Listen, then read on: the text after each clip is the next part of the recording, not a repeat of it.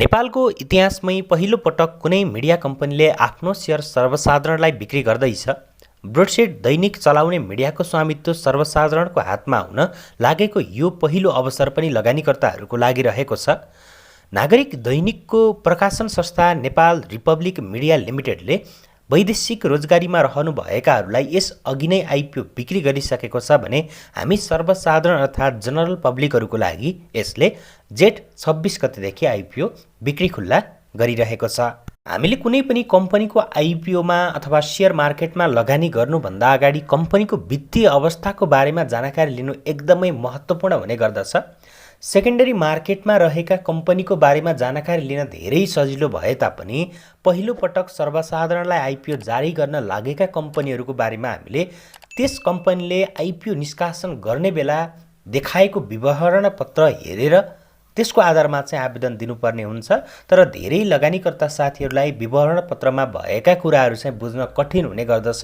त्यस कारणले गर्दा आजको यो भिडियोमा म हजुरहरूलाई नेपाल रिपब्लिक मिडियाको वित्तीय अवस्था कस्तो रहेको छ, कम्पनीको वित्तीय अवस्थाको आधारमा हामीले यस कम्पनीमा आइपिओ भर्नु कतिसम्म उचित हुन्छ या हुँदैन, यसरी टाट पल्टिने अवस्थामा आएको कम्पनीलाई धितोपत्र बोर्डले किन आइपिओ निष्कासन गर्नको लागि अनुमति दियो, यस कम्पनीले आगामी समयमा लगानीकर्ताहरूलाई बोनस सेयर वितरण गर्न सक्ने क्षमता छ कि छैन, यदि हामीलाई यस कम्पनीको आइपिओ पर्यो भने हामीले यस कम्पनीको आइपिओलाई होल्ड गर्दा फाइदा हुन्छ कि अथवा सर्ट टर्ममा राम्रो प्रफिट भएको बेलामा चाहिँ बिक्री गर्दा फाइदा हुन्छ, त्यसको बारेमा सबै जानकारी तपाईँहरूलाई आजको यो भिडियोमा दिनेछु।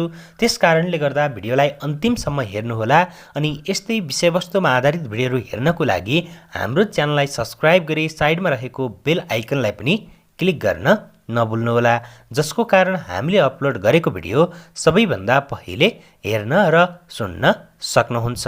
आउनुहोस् अब हामी आजको विषयवस्तुतर्फ नै लागौँ।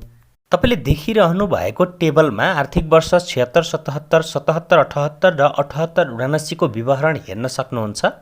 आर्थिक वर्ष 76, 77मा कुल नाफा माइनसमा रहेको छ, मतलब नाफा होइन कम्पनीलाई चाहिँ घाटा भएको छ, त्यो पनि 6 करोड 31 लाख रुपैयाँ भन्दा केही बढीको घाटा चाहिँ कम्पनीले त्यो अवधिमा बेहोरेको थियो। यसमा हामीले फाइनेन्सियल कस्ट हटाइदियौँ भने पनि कम्पनी घाटामा नै हुने गर्दछ।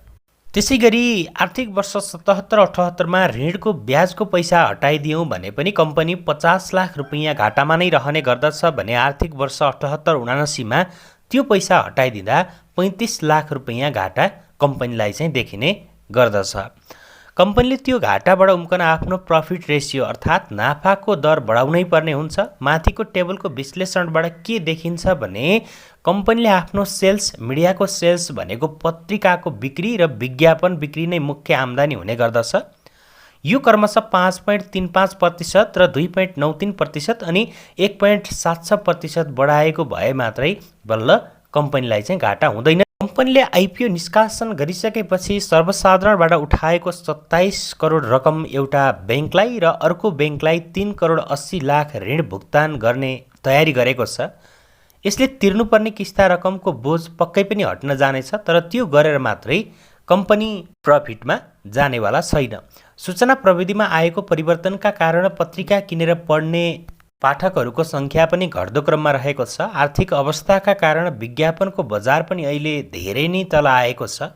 अलि नाफा हुन सक्ने देखिएको अनलाइन न्युज पोर्टललाई साउले पब्लिक कम्पनीमा नराखी आफ्नो निजी कम्पनी बनाइसकेका छन्, अर्थात् अनलाइन न्युज पोर्टलबाट हुने नाफामा पब्लिकको हिस्सेदारी हुनेवाला छैन, त्यसमा सञ्चालकको मात्रै चाहिँ हुनेछ। र यसबाहेक ध्यान दिनुपर्ने कुरा के हो भने माथिको हिसाब निकालिएका वर्षहरूमा अनलाइनको नाफा पनि जोडिएको थियो, अब अनलाइनको नाफा यसमा चाहिँ जोडिनेवाला छैन।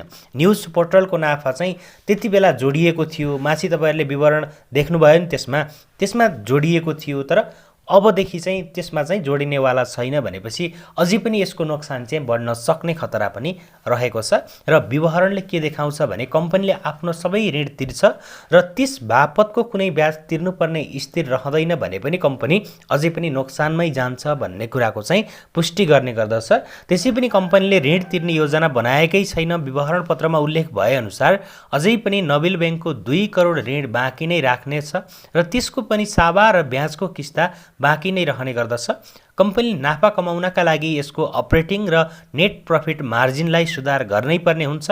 त्यसका लागि चुस्त व्यवस्थापन र दीर्घकालीन रणनीतिको खाँचो हुने गर्दछ भने कम्पनीले त्यसका लागि चाहिँ खासै तयार भएको जस्तो हामीले देखिएको छैन।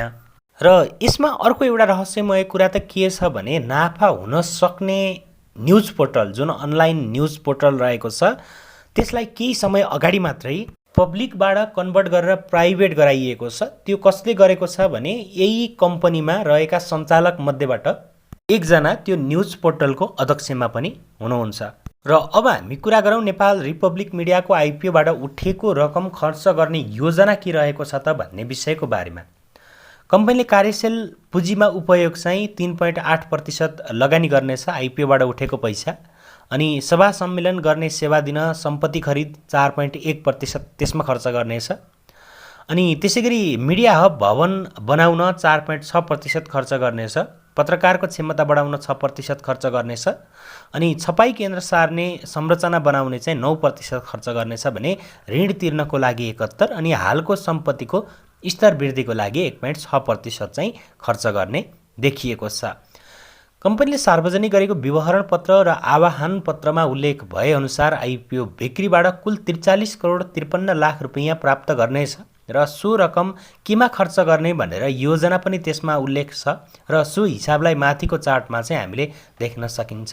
र 71% रकम चाहिँ ऋण तिर्न उपयोग हुनेछ भने यस कम्पनीको हामीले दुईवटा ब्याङ्कमा चाहिँ ऋण रहेको देख्न सकिन्छ। त्यसमध्ये साबिकको मेगा ब्याङ्क र हाल मर्जर भएर नेपाल इन्भेस्टमेन्ट मेगा ब्याङ्क बनेको छ जसमा 27 करोड यसको ऋण देख्न सकिन्छ। आइपिओ खोलेर सर्वसाधारणबाट पैसा उठाएपछि यो ब्याङ्कको सबै ऋण तिर्ने योजना चाहिँ रहेको भनेर हामीले बुझ्न सकिन्छ। अब त्यसमा चाहिँ अर्को एउटा कुरा के बुझ्न सकिन्छ भने यहाँ हामीले बुझ्नुपर्ने महत्त्वपूर्ण कुरा भनेको कम्पनीको आइपिओ बिक्री गर्ने सबै काम कुरा मिलाउनको लागि इस्यु म्यानेजरको रूपमा मेगा क्यापिटल्स मार्केट चाहिँ रहेको छ। अर्थात् अब मेगा क्यापिटल चाहिँ कसको अन्तर्गतको कम्पनी हो भने मेगा ब्याङ्कको अन्तर्गतको कम्पनी रहेको छ।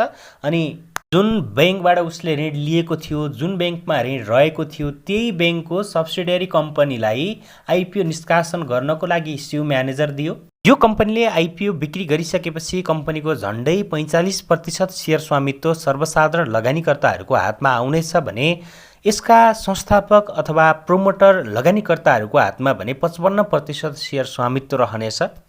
यसमा हामीले बुझ्नुपर्ने अर्को एउटा कुरा के हो भने यस्ता खाले कम्पनीहरू पब्लिकमा आउनै पर्छ भन्ने कम्पलसरी हुँदैन। अनि यदि कम्पनी प्रफिटमा छ, कम्पनीले राम्रो मुनाफा आर्जन गरिरहेको छ भने आइपिओ निष्कासन नै गर्ने भए तापनि यसका प्रोमोटरहरूले निकै कम मात्रामा चाहिँ आइपिओ निष्कासन गर्ने गर्थे, किनकि उनीहरूलाई आफ्नो कम्पनीको सेयर स्वामित्व धेरै पब्लिकको हातमा दिनु मन छैन भनेर चाहिँ हामीले त्यसरी बुझ्न सकिन्थ्यो। तर यो कम्पनीले 45% चाहिँ आइपिओ निष्कासन गरेको छ। यसको अर्थ यस कम्पनीको उद्देश्य भनेको नै पब्लिकबाट पैसा उठाउनु अनि आफूले लिएको ऋण तिर्नु नै देखिएको छ। र यस कम्पनीले निष्कासन गरेको वासलातमा हामीले ध्यान दिएर हेर्ने हो भने कम्पनीले 27 करोड रुपैयाँ लगानी गरेको देख्न सकिन्छ। अचम्म मान्नुपर्ने कुरा के छ भने 27 करोड रुपैयाँ लगानी गरेर कम्पनीलाई प्रफिट केही पनि देखिएको छैन र त्यो 27 करोड लगानीबाट 41 करोडको चाहिँ घाटा देखिन पुगेको छ। यस कम्पनीले निष्कासन गरेको हामीले चाहिँ डाटा हेर्ने हो भने, विवरण पत्र हेर्ने हो भने र नाफा नोक्सानको वासलात हेर्ने हो भने त्यसमा पुरै मिस्टेक बाहेक हामीले केही देख्न पाइँदैन। अनि अर्को महत्त्वपूर्ण कुरा भनेको कम्पनीको वास्तविक आम्दानी गर्न त पत्रिका वा विज्ञापन बेच्नुपर्ने हुन्छ, तर कम्पनीले जग्गाको भाउलाई हेरेर चाहिँ कम्पनीको प्रफिट अथवा कम्पनीको नाफा र नोक्सानमा चाहिँ फरक पर्ने गरी वित्तीय विवरण प्रकाशित गरेको छ। कम्पनीको नेटवर्थ पनि हामीले नेगेटिभ नै देख्न सकिन्छ। कम्पनीको प्रति सेयर नेटवर्थ 100 भन्दा तल भएको कम्पनीलाई चाहिँ हामीले नेगेटिभ नेटवर्थ भएको कम्पनी भन्ने गरिन्छ। अनि अर्को कुरा के हुन्छ भने कम्पनीको सम्पत्ति पुँजीभन्दा ऋण पुँजी बढी भएको अवस्थामा यी कम्पनीहरूले ऋण प्राप्त गर्न सक्दैनन् र त्यसैले कागजी रूपमा मिलाएर त्यसलाई चाहिँ पोजिटिभ देखाउने गर्दछन्। अब एकपटक हामीले कम्पनीले नेटवर्थ र अर्निङ पर सेयरसँग सम्बन्धित दिएको टेबललाई पनि हेरौँ, जसमा प्रति सेयर नेटवर्थ आर्थिक वर्ष 76-77मा -9.81 रहेको थियो अनि आर्थिक वर्ष 77-78मा 92.60 रहेको थियो, 78-79मा 84.47 रहेको थियो अनि आर्थिक वर्ष 79-80 चाहिँ 86.13 रहेको थियो भने आर्थिक वर्ष 79-80 चाहिँ हामीले हेर्ने हो भने 49.7 छ र त्यसै गरी 81-82 सम्म पुग्दै गर्दा 120.41 पुग्ने भनेर प्रक्षेपण गरेको छ। प्रति सेयर आम्दानी पनि यस कम्पनीको बल्ल आर्थिक वर्ष 79-80 को तेस्रो त्रैमाससम्म चाहिँ 7.22 भनेर देखाएको छ अनि त्यसै गरी 81-82 सम्म 9.66 पुग्ने भनेर प्रक्षेपण गरेको छ। तर त्यति बेलासम्म पनि कम्पनीको सञ्चित मुनाफा भने हुने छैन र कम्पनीले नोक्सान नै बेहोर्नेछ भन्ने कुराको बारेमा चाहिँ हामीले यहाँबाट पनि देख्न सकिन्छ। यस कम्पनीको रेटिङ हेर्ने हो भने रेटिङ एजेन्सी इन्फोमेरिक्स नेपालले नेपाल रिपब्लिक मिडियालाई IRN-B+ रेटिङ प्रदान गरेको छ, जसले वित्तीय दायित्व वहन गर्ने क्षमतामा उच्च जोखिम रहेको सङ्केत गर्ने गर्दछ। र अब यहाँनिर हामीले बुझ्नुपर्ने कुरा के छ भने कम्पनीले B+ पाएको छ। अब C र D भएको भए कम्पनीले सर्वसाधारणहरूमा IPO निष्कासन गर्नको लागि अनुमति नै पाउने थिए। कम्पनीको वित्तीय विवरण त हेरियो, कम्पनीको वित्तीय विवरण हेर्दै गर्दा कम्पनीले धेरै कुरा लगानीकर्ताहरूलाई लुकाएको पनि देख्न पाइयो र धेरै त्रुटिहरू पनि हामीले देख्न सकिन्छ। र यो सँगै अब आइपिओमा आवेदन दिने कि नदिने भन्ने पनि प्रश्न हुन सक्छ। अब कम्पनीले जेठको 26 गतेदेखि सर्वसाधारणलाई आइपिओ जारी गरिरहेको छ।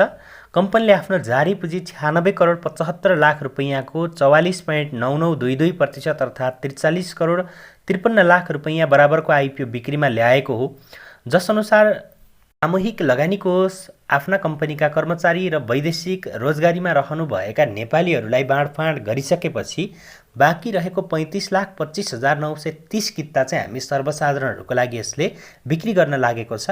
अब यस कम्पनीको आइपिओमा न्यूनतम 10 कितादेखि अधिकतम 500 कितासम्म चाहिँ आवेदन दिन सकिने व्यवस्था रहेको छ र यस कम्पनीको आइपिओमा जेठको 30 गतेसम्म चाहिँ हामीले आवेदन दिन सकिने व्यवस्था रहेको छ।